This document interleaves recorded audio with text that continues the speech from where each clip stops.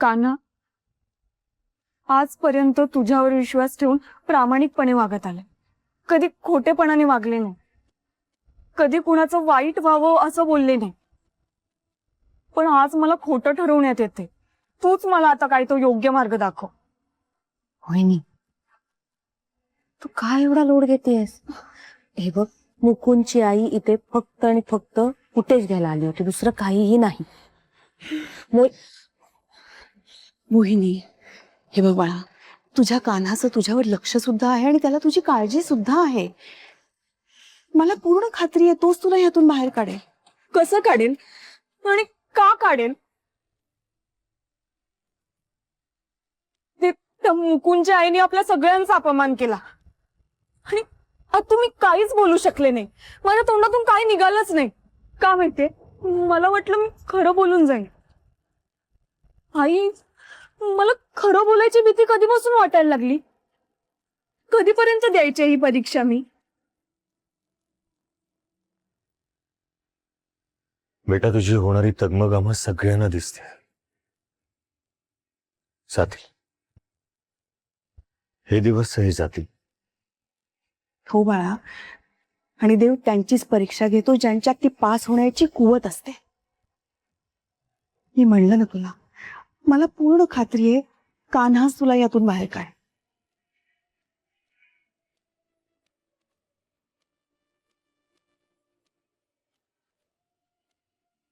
मोहिनी, मोहिनी,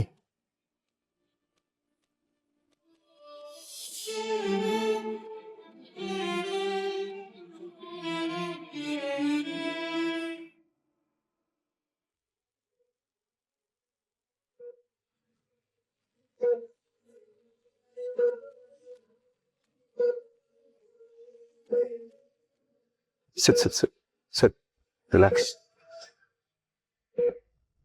तुमची आई कुठे आहे? काय झालं इन्स्पेक्टर साहेब? हा वावरा जरा त्यांना. हा सगळा कोर्ट कचेरीचा मामला आहे. हे काय त्या आरकेची फिल्म नाही आहे डायलॉग बाजी करायला. काय केलंय आता तिने? आगे तेल ओतलंय. एकतर ही केस सेन्सिटिव्ह आहे, त्यात हाय प्रोफाईल, त्यात ह्यात हे अजून कॉम्प्लिकेट करतायत. त्यात त्या रात्री त्या दीपा मॅडमना भेटतात काय, त्यात त्या आरकेशी बोलतात काय, आज काय तर त्या मोहिनीच्या घरी जाऊन एवढा मोठा ड्रामा. काय? आई मोहिनीच्या घरी गेली होती? अहो, ते सुद्धा प्रेसवाल्यांना घेऊन. What is it?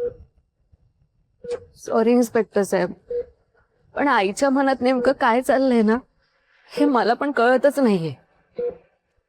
तिला ना काही करून मोहिनी करवी त्या आरकेंना जेलमध्येच पाठवायचे. म्हणजे या बाईला सुद्धा मोहिनीवर खुन्नस काढायची. दुसऱ्याच्या चपलेनं विंचू मरत असेल तर आपल्याला काय? ठीक आहे, मी बघतो काय करायचं. काळजी.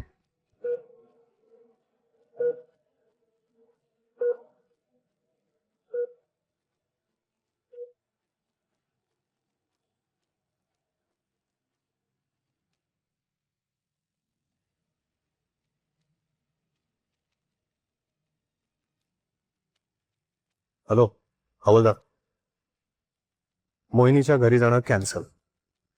त्यांना इकडेच बोलून घ्या. आता माझे प्रश्न आणि तिची साक्ष, काय व्हायचं ते इथेच होऊ द्या.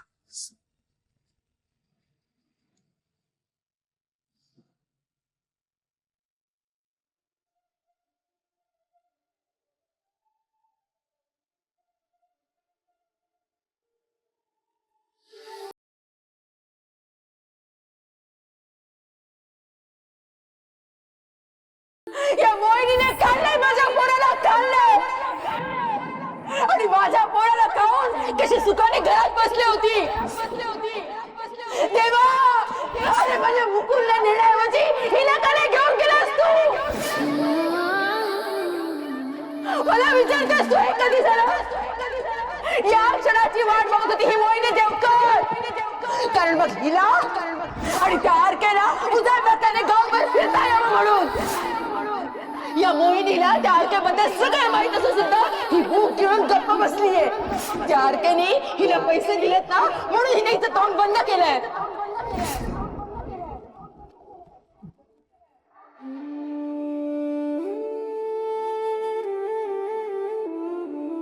तू हो मीच. हा पण स्वाभिमान शिल्लक असलेली मोहिनी.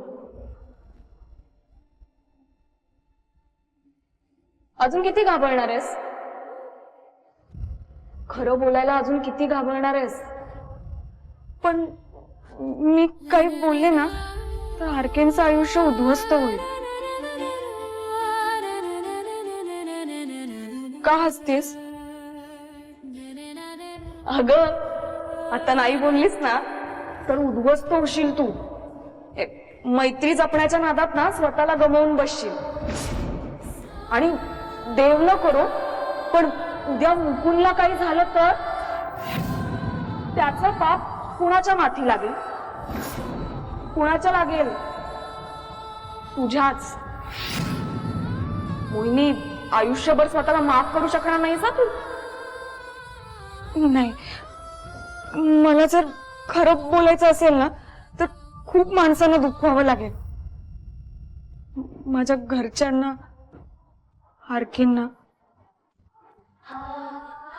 मला सांग, प्रतापराव जेव्हा लग्नात आले होते तेव्हा हा विचार केला असतास तर? आरकेने जेव्हा त्यांच्या वडिलांवर हात उचलला तेव्हाही तू गप्प बसली असतीस तर? काल दीपाने तुझा स्वाभिमान दुखवला तेव्हा गप्प बसली असतीस तर? आणि आठवतंय का बीने जेव्हा बाबाचा अपमान केला होता तेव्हा गप्प बसली असतीस तर? ते सोड, तू पोटात असताना अमरापूरला त्या प्रतापरावाच्या घरी आई गप्प बसली असती तर?